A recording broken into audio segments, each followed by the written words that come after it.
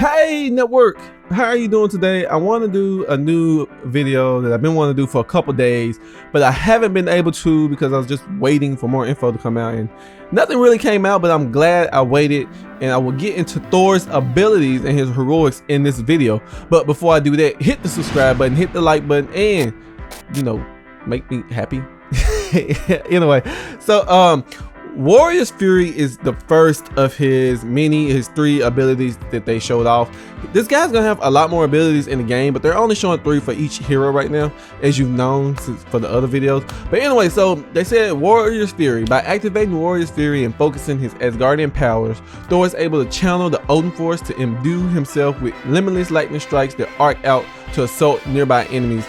While Warrior's Fury is active, all attacks are also charged with electrical energy and inflict additional damage.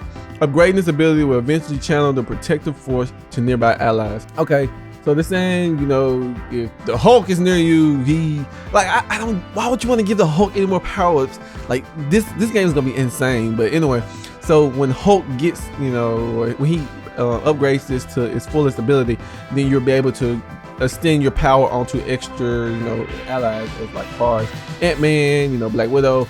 That would be that's so cool. So like all of them can have like the power of Thor without really having to lift Mjolnir at all, which is pretty cool. They said the Odin Force is in this game. I've talked about the Odin Force in my last video if you guys want to hear about that a little bit more. But yeah, so you can use the Odin Force, which is gonna help you with his next ability. This ability right here is wild. I don't know what this is. So they said his second ability, this is probably his ultimate. The first one I just talked about was like his assault, so they actually said it in the beginning, but that's his assault.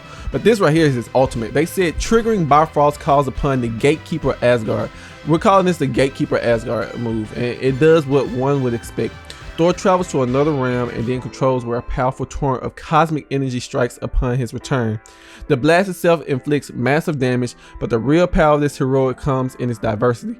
Players are able to select which realms Thor travels to when using this Bifrost, each realm changing the effect of the blast upon his return. This is freaking wild. I don't know what this can do. I don't know what,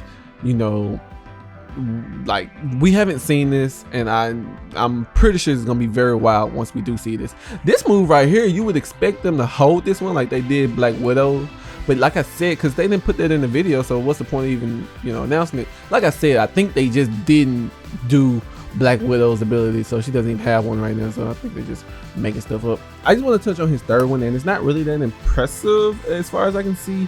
It looks like his third one is right when Iron Man shows up, and they just use the winds to push them up in the air.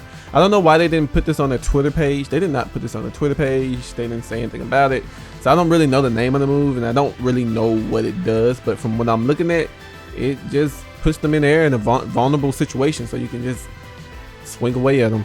New York Comic Con is coming. It's being presented by Virgin Media, if you guys didn't know, but they're saying people who do come, they will be able to see the game and play the game from the 8A trailer. So if you guys do go, make sure you take plenty of pictures and send them to my Twitter. I would love to see them.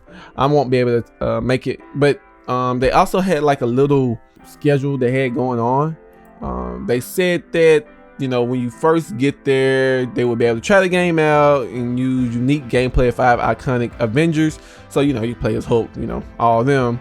And then they said they're going to, at one point or another, they're going to let people see an exclusive behind the scenes character spotlight.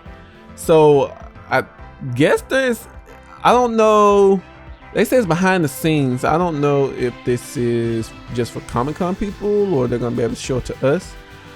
They did say they will show us they will actually show us the panel they have there, which is on the 4th, which is Friday from 3 to 4:30 p.m. Eastern time. So be prepared for that. I will most definitely make updates on my Twitter. I'll probably live stream it and like comment over it if all powers do abide by their rule. I don't know what I'm talking about. Before we go, I have one little thing I looked at like right before I edited this video. They actually said swing by the booth to see this extra character.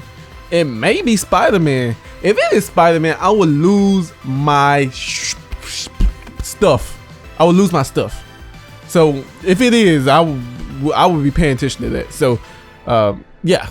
But anyway, so yeah, that is shaping up to be a good Comic-Con. I'm glad to see all this. If you missed my last video on Black Widow and how the whole Crystal Dynamics office is in love with her, you know, hit the annotation right here. But this time until next time, network, as always, you rule.